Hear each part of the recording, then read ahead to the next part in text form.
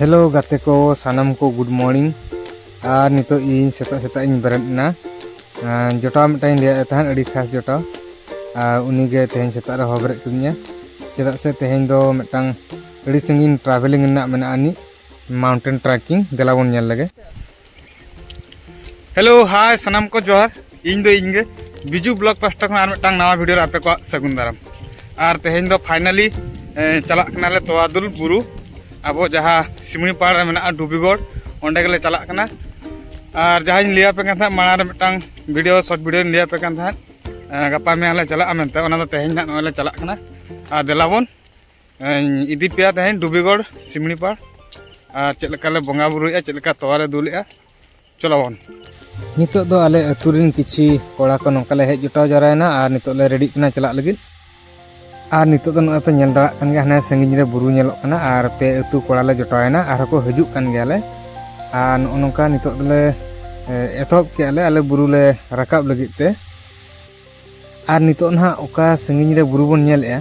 ओना बुरु चट्टुई गे देज कते अब ओना चेतान बन बंगा बुरुआ और तोवा बन दुला दाग बाय मेनते और बन बडाय गया संगिन बुरु दो संगिन खन गे चरक नेलोआ नोय चेद लका नेलोक कना मेनखान ओना सुर बन चला लनखान चेद लका नेलोआ चलो तेहिन देखाव पे कना तेहिया नवा सिमड़ी पाड़ डुबीगढ़ ट्रैकिंग रे और देलाबन चलाव लंगे ओना संगिन बुरु गे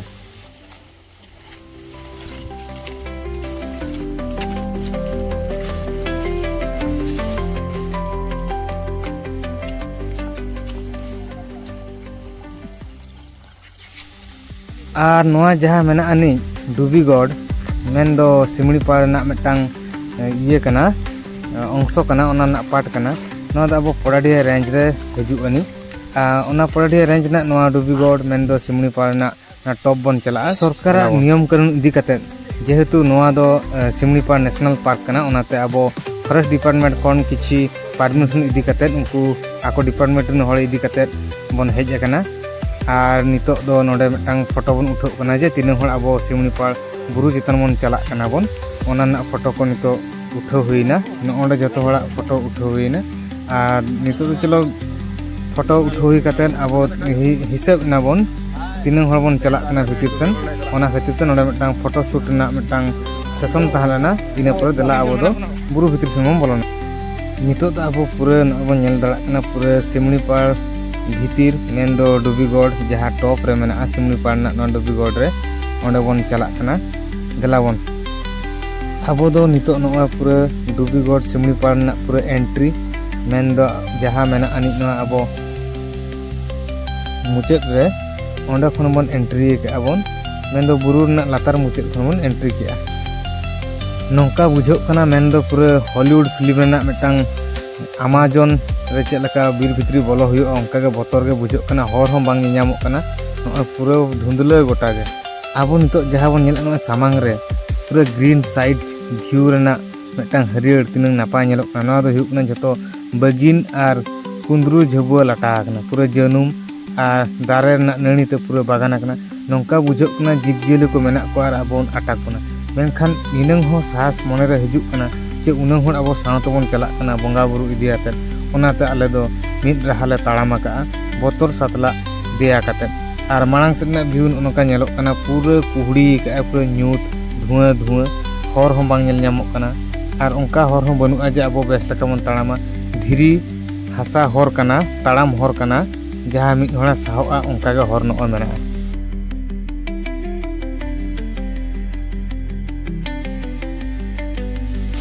पे शर्मा परे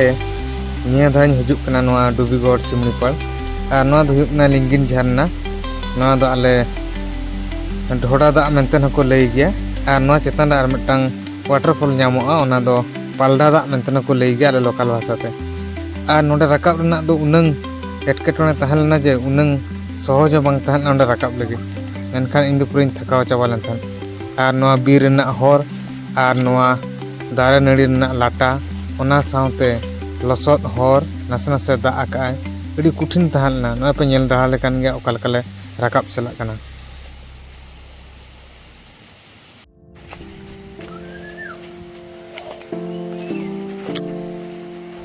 और नितो चेद हम देखा दाड़ा पे राकाब हुई लेन उड़ी आंट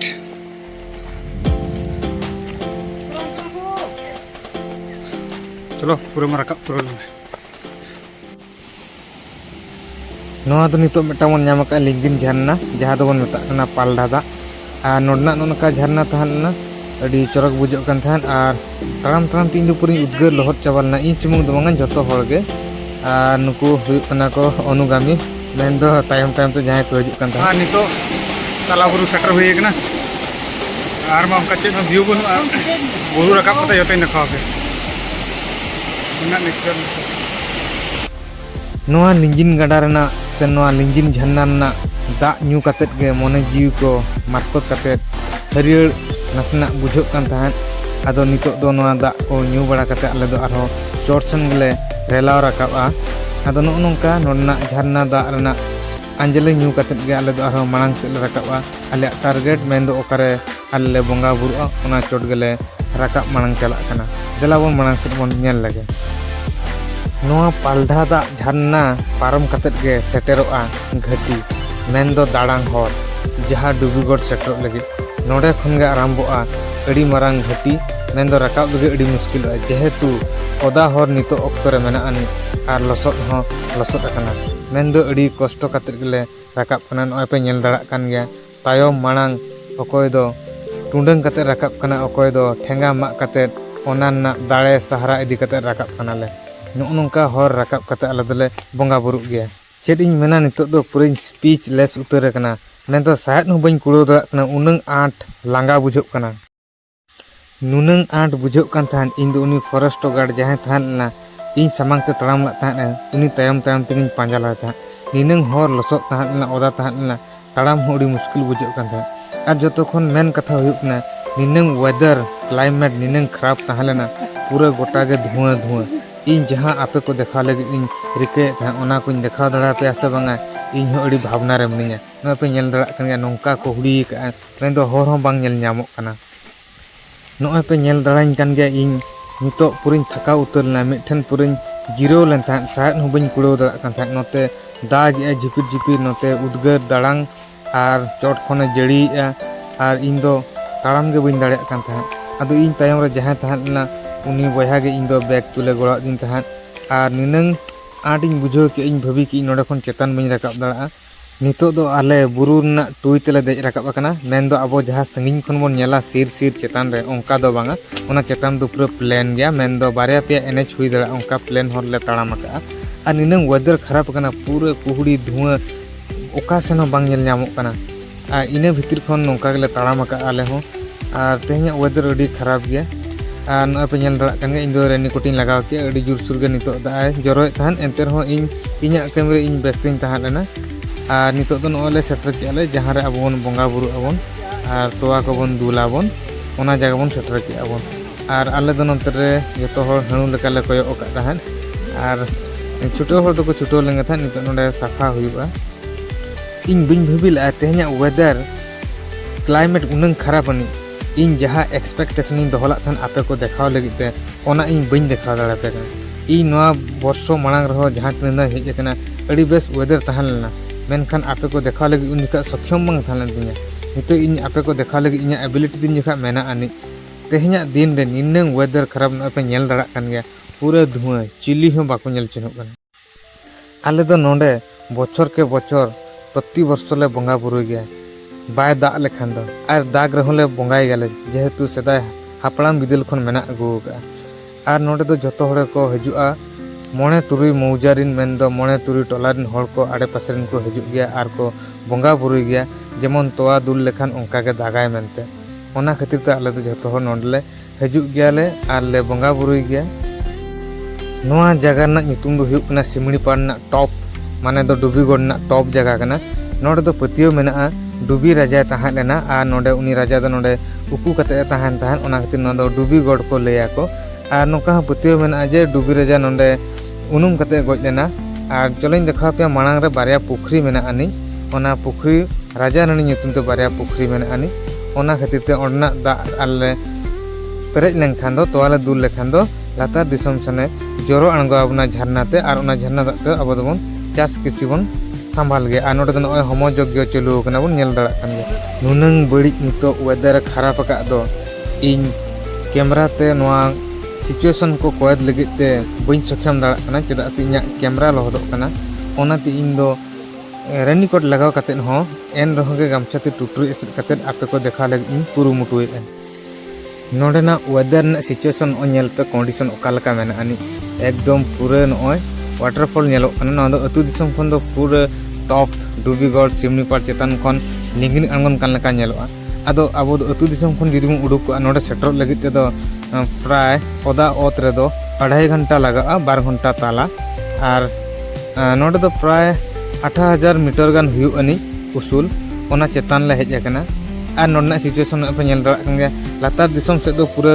धुंध गे नेलोग कना और नोडे तिनगम को इनाम दरा इन सिंगे ᱧᱟᱢᱚᱜ ᱠᱟᱱᱟ नोडे तोवा दुल हुई कते नितो दो तोवा सलाते ओंकाते आबो छटियर इदी हुयु कना और नितो बन चला राजा रानी पुखरी देला बन चेतान सेन देखा पे कना राजा रानी पुखरी रेना सिचुएशन नितो चेद लका मेना अनि वर्षो बछर पूर्व चेद लका तहाना और नितो चेद लका मेना आले न डुबी राजा रानी पुखरी सेटर मणा रे हाथी को हेज कते एनेगे को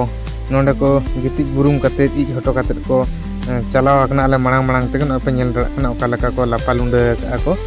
आदो आलिया रोड अंजम कते पलेट को मांग सेना कना नित गे रिसेंट को इज का ओंका नेलोग कना और नोना जहां लेफ्ट साइड नेलोग कना लेंगा पास्टा नो दो हुयु कना राजा पुखरी और नोडे हो मेना अड़ी चरक नो ऑर्किड्स जातीय रेना मिटांग बाहा नोआ पास्टा हो मेना गे नो पूरे पोझाड़ा कना और नितो देला बन चला चेतन पुखरी नितो दो नोआ पुखरी दो पूरे नोआ गास लाटाते भातावा कना आदो नोआ रेना उधार बांग हुई दड़िया कावा फॉरेस्ट डिपार्टमेंट किछि कमी इदी कते और लोकल होड़ा कमी इदी कते और नितो चलो मांग सिन देखा पे और अब बन नेल के न तला रे हो सुक्री सिलिप सरम को पांजा हो अड़ी गान ताहेलेना और नितो दो अब बन हेज एकना नोआ चेतन पुखरी रे अब नोडे किछि तोवा बन दुला और नोडे बन नेल दड़ा कना बन नोडे जंग नेलोग कना माने नोडे दो नीत गे को गासे माडे का हाथी को और गासे माडे कते हपन को सला नोआ पुखरी रे तुपु कते को माना सेट को राकब चलाव कना उनका बड़े कना और नितो अब नोडे तोवा बन दुला किछि आदो ओना तोवा दुल बइन देखा दड़ा पे कना चेद रे आर हो फॉरेस्ट डिपार्टमेंट नियम इदी कते तिना होन ले हेलना ओना ना मटां चितर ले तुलाव किया और नितो दो आर ले आंगो चला लातार सेन ओना खातिर नोडे दले मिठन ले जावरा लेना जे तीन टाइम ले रुआड़ कना और नितो दो नले रुआड़ कना ले नितो ना टॉप खन ओका सिर खन नितो दो लातार बन आंगोना और आंगो कते नितो दो ओड़ा बन रुआड़ा और तेहेኛ सिमनीपाड़ ट्रेकिंग और डुबीगढ़ ना बंगा बुरु नौका ताहा लेना और इᱧᱟᱹᱜ ताहा एक्सपेक्टेशन ताहा लेना ओना इᱧᱟᱹᱜ हयतो बइन पुरो दड़ा का पिया